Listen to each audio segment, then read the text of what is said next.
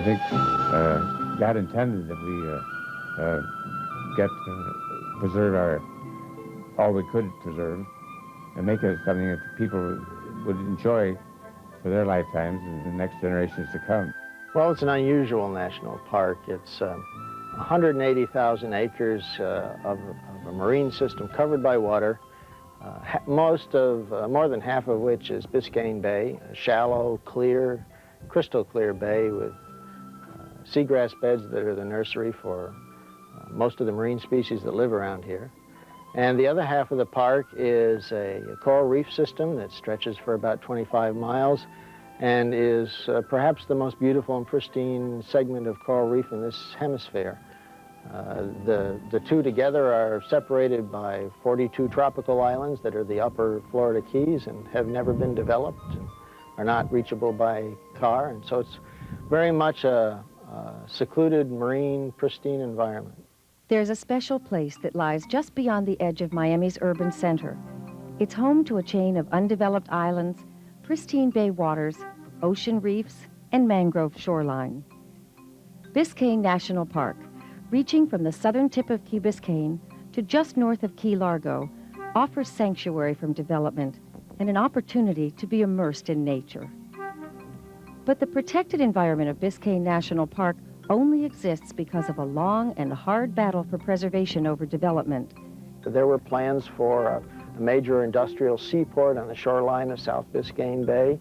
There were plans to build a causeway or a bridge to the upper Keys and to develop it into something resembling the kind of resort areas that we have up and down the Keys and farther up the Florida coast. And while certainly there is value in those things, people like Dandy Fussell and Herbert Hoover Jr. and Hardy Matheson and a whole bunch of other people said, wait a minute, that's good, but this is the only place we've got left that doesn't look like all those other places, that you can go and get a different experience. And maybe we should use this for something different, something equally important but different. President of the Hoover Vacuum Cleaner Company, Herbert W. Hoover Jr., had visited Miami since the early 1920s. When he came to live in South Florida in the 60s, he became an advocate for Biscayne Bay. I was born in Ohio, and my mother and father started coming to Miami. I was very young. I think the first time I remember being here was in 1925. I used to go fishing quite a bit. I had a very good friend who was a fisherman, so he and I would get our little boat together and go down the bay and fish down there up Soldier's Key, looking over the bottom of the boat. It was really fascinating. You could see sea pans, and everything in the bottom was crystal clear of the bay. And then as time went on, I noticed in a matter of just several years, I couldn't see the bottom anymore. And then the bay was, as far as I was concerned, polluted.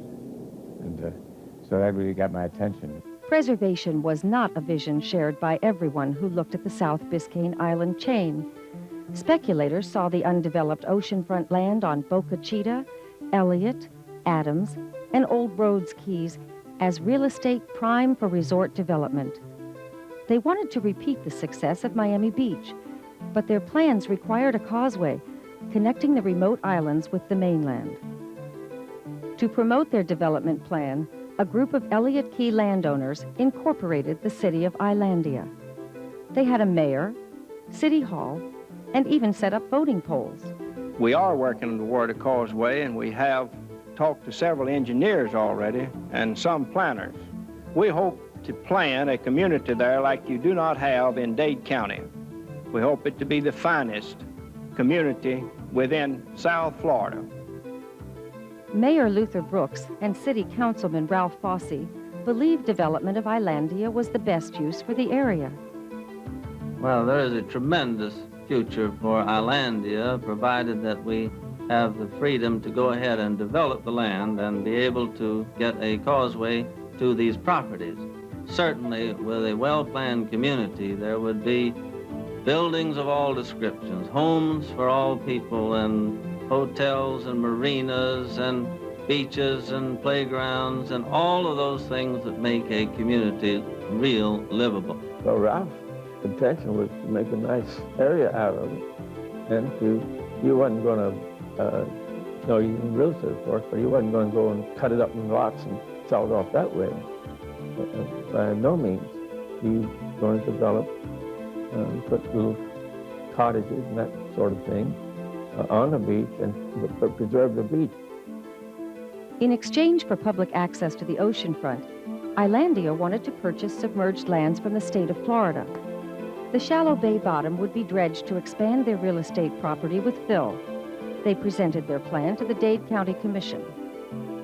I think this thing would be fabulous. An area larger than Miami Beach that hadn't been scratched. I'm talking about in the future. I think this thing should go forward, and I think it should be done, and I think that this commission should cooperate to the nth degree with Islandia and its officials to see that this thing does get off the ground. It would have been the way when Carl Fisher went in and developed Miami Beach. He brought in those giant dredges, and they just covered the whole area up with a layer of fill, which they dug out of the bay. Juanita Greene, one of the first women hired by the Miami Herald, had an eye for politics and a heart for the environment. Her beat was local government, and she closely tracked Islandia's plans to dredge and fill. You know, the foreshore of the beach belongs to the public. This whole business of the public trust, you know, the government owns in trust certain resources that are held for all the people, for them to use and enjoy. Well, in South Florida, much of this public land was what they called submerged land. It was covered by water, at least by high tide. We, the people, owned that land. And the state that was holding it in trust for us was selling it off like hotcakes to all the developers. When the owners of the land, which is presently included in the municipality of Islandia, came seeking the county commission's cooperation, they promised that they would submit a plan of development preserving to the public areas for school sites, recreational, beach areas, and roads before seeking the purchase of additional submerged land from the state. They have not submitted such a plan. They have indeed moved forward to try to get that land from the state, which is being held by the state in trust for the public. It is now apparent that they have broken their faith with the public and are seeking this land, which would double their area in size, for speculative purposes and without regard to the public interest. While Islandia's controversial development plan was debated, industrialist D.K. Ludwig was making his own plans for a $40 million oil refinery and petrochemical plant on the shores of Biscayne Bay. The project planners offered jobs, environmental safety, and dredging of a 40-foot deep channel running 8 miles through the bay. Public opinion was strongly divided. Many favored the economic opportunities offered by Dade. It held special promise for Islandia. Now, if we could get this high-level bridge to go in where the intercoastal waterway is, we'd save $1.5 million. Then if Dade would put the dirt there, which we figure is about $1.5 million, so there's $3 million. Then we would only have to raise $2 million if it was put in that form. So we would highly recommend that if the two are to be, that you recommend that Dade go north of the city of Islandia, which is about another mile north of where they've already proposed it. We just saw that this in the newspaper, there was going to be a meeting at the county commission whereby they were going to probably, and the paper was very optimistic, at least from their point of view, that they were going to grant a permit to build the oil refinery in South Biscayne Bay. The proposed oil refinery caught the attention of citizens like James Redford, who later became a Dade County commissioner, and his wife, Polly. Some guy will kind of fall asleep on watch and not cut off the pumps, or cut off the loading in time, and it'll come up. They have these big, well, they used to have these big U-shaped things that come up through the deck. And next thing you know, oil is coming out of these things. They're vent pipes, you know, going down through the scuppers and into the bay. Well, they'll catch it. And so maybe only 3 or 4 barrels, but you multiply that time over a period of 10 years, and you've got a coating of asphalt right across it. Well, the first thing we needed to find out was some facts about oil refineries to counter the publicity that they had raised about how wonderful oil refineries were and how many people they would employ, that sort of thing, how clean they were. And we put it in a little book which we called the Fact Book. Veteran environmentalist Lloyd Miller of the Isaac Walton League began to organize efforts to block the refinery. His strategy was education and grassroots organization.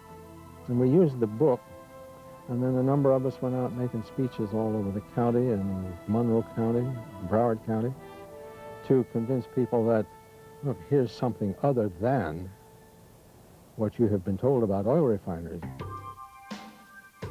By the early 1960s, the conflict over the preservation of South Biscayne Bay or development of Sea Dade and Islandia became very public.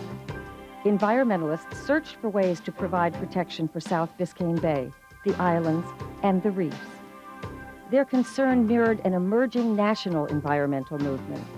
The challenge for the early park supporters in the 1960s, when this became a national monument, was that up until the 1960s, development was generally seen as the highest and best use for undeveloped land, for open space. Eventually, there was enough groundswell of favorable opinion from the people in the county that the politicians could feel it.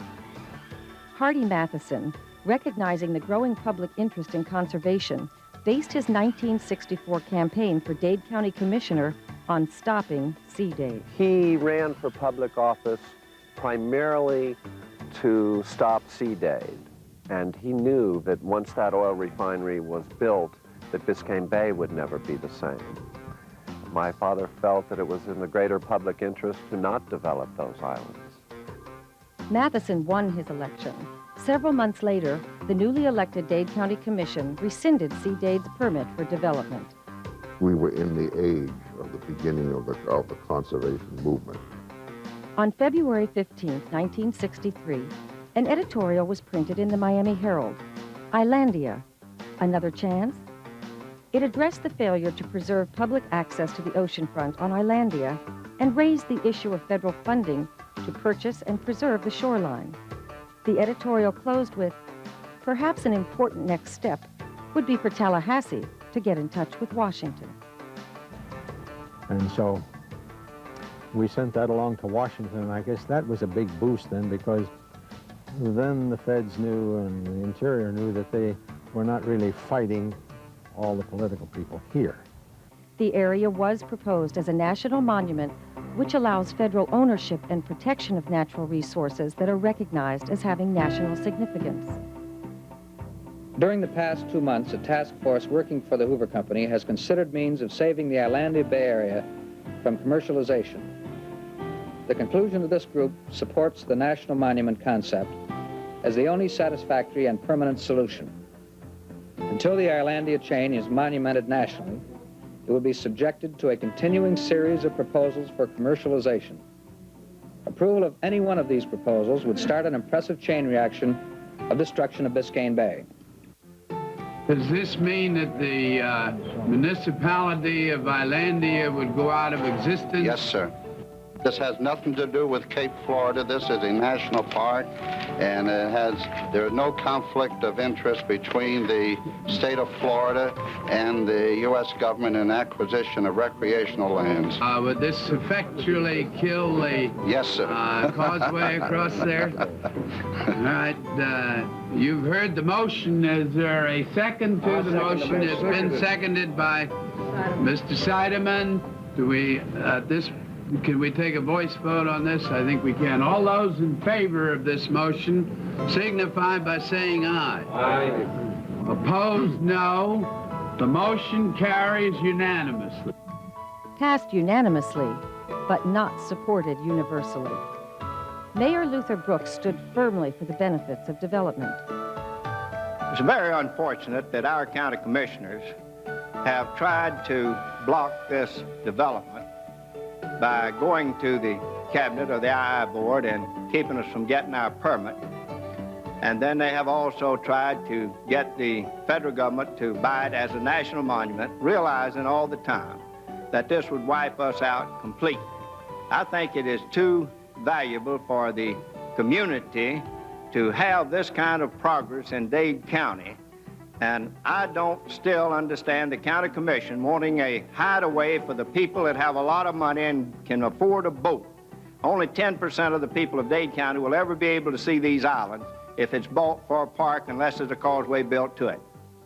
Assistant Secretary Stanley Kane, working on a feasibility study for the Department of the Interior, emphasized the conditions necessary for creation of a national monument. One thing I would like to make clear is that the interest of the National Park Service and Department of Interior in Islandia is based on the retention of the natural conditions on the islands and particularly the waters about it. And this becomes especially crucial with respect to South Biscayne Bay. Should there be a causeway developed, this would so disrupt the natural ecology of South Biscayne Bay that the Department of Interior would no longer have an interest in the development of Islandia. Providing the scientific data needed to define the ecology of Biscayne Bay, Dr. Gilbert Voss and a team of marine biologists from the University of Miami Institute of Marine Sciences conducted a study of the bay's resources. Their research demonstrated its unique qualities merited national protection. An important step in gaining the support of the Department of the Interior was to have Secretary Stuart Udall come down to take a first-hand look. Congressman Dante Fascell, who became a champion for the cause of Biscayne National Monument, remembers Udall's visit. It was after that a lot of us went to work on getting the Secretary of Interior down here. We felt it was important that he personally take a good look at it, despite the fact that others in the department were doing evaluation work. Has developed in the attempt to declare Islandia a national monument. Well, this is going to come to a head very shortly. The National Parks Advisory Board considered it in their meeting at Big Bend National Park this week. I haven't gotten the results yet, but I think we're going to have to take a position on it, and I think we'll probably feel that it would be a fine addition to the national park system. We brought him down here, and he took a blimp ride over the islands. It didn't take the Secretary very long to make up his mind. He had the benefit of his reports from his own people, and he was taking a first-hand look at it. Plus, he knew he had a solid community base that was vitally interested in this thing. And as we flew over the islands in the blimp, he said, there's no question in my mind that this needs to be considered as a national effort of some kind. Have you personally made up your mind yet? Well, I'm going to have an announcement before I leave. While the Department of Interior developed its recommendations over a 2-year period, Herbert W. Hoover, Jr. created a catalyst for the purchase of Islandia. Well, it was very essential to have Mr. Hoover's help early on. He was a strong supporter, of course. He made a contribution of $100,000 towards getting this whole project on the road. But I think it was very important also to have the community involvement that came about as a result of that. Leading up to that, at least, let's put it that way, because it brought the Miami Herald in and brought all the leaders of the various groups, and it led to Mr. Hoover bringing the necessary people from Washington to come down here. But I knew that it was necessary to get people of influence interested in the project, and so I went to Washington a few times and to get some congressmen interested in coming down here. Get a look at the bay and trying to make a national monument out of Islandia.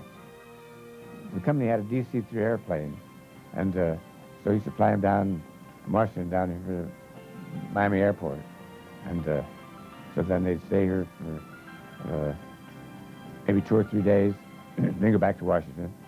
And in that process, I started getting some congressmen interested in the project. Well, the Department of Interior legislative staff is preparing a draft bill, and we would like for it to be introduced by the Florida congressional people. Every piece of legislation, once the legislation gets approved, that's a big step. Now I can put my name on it, and I know the department will testify in favor of the bill. So I introduced the bill. I introduced the bill because the project's in my district. And I want to make it clear, we're talking about 2 different things here. One bill says it's okay to have a national park. Another piece of legislation says the federal government will pay to acquire the land. They're not in the same bill. The authorization bill and ultimately the financing was one of the most difficult struggles that I've had in politics. Made into a major campaign issue, it took over 3 years to pass the legislation for Biscayne National Monument through the House and Senate. It became the centerpiece of 2 political campaigns in which my opponent took the opposite position. And it became a football in the Congress itself. The Biscayne National Monument should not be a political football, since it is beneficial to all parties. South Florida will have almost 2 million residents within the next decade. And Islandia is one of the few remaining unspoiled areas available to our growing population for recreation. I have here a newspaper insert called the Islandia News, which is now being placed in Miami area newspapers in an all-out effort to change public opinion on the Biscayne National Monument Bill, now in Congress. But how can you stop development of people's property? That's like telling you can't cut your lawn at home. This is their property. No, they were doing their best to derail it, and they were doing their very best to try to derail it. As a matter of fact, they even got to one point where they ran a bulldozer down the middle of Elliott Key from one end to the other to see if they could destroy its value to the National Park Service. And so, oh God, they did everything. They poisoned my dog. They tried to get me fired. After a long political, legislative, and emotional fight, President Lyndon Johnson signed the bill that created Biscayne National Monument on October 18, 1968. Certainly a great victory for the people of South Florida, children of all ages for today and generations to come. It's a great victory for the people of the United States because we have set aside as a public park and recreation area with beautiful values of all kinds for enjoyment of people for now and forever, one of the most unusual areas in the entire world. The main thing that allowed me to succeed was the fact that there was strong personal community involvement here, and it was demonstrable. Without it, it was long enough as it was. I thought we'd never deliver that baby, I'll tell you that. Not everyone applauded the federal decision.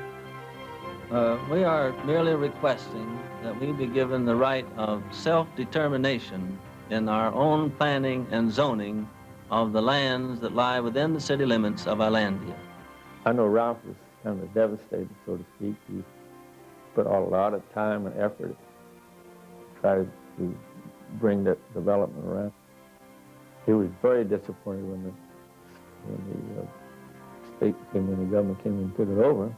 But when you look and see how much the southern part of Florida is controlled by the government, what other state? No other state in the United States has like that, as much land as the government. But I'll probably get in trouble, but who cares at my age? There are those who will say, well, maybe we've got too much of that. After all, we have national forests and national parks and sanctuaries and recreation areas, and gosh, there's just too much land tied up in federal jurisdiction.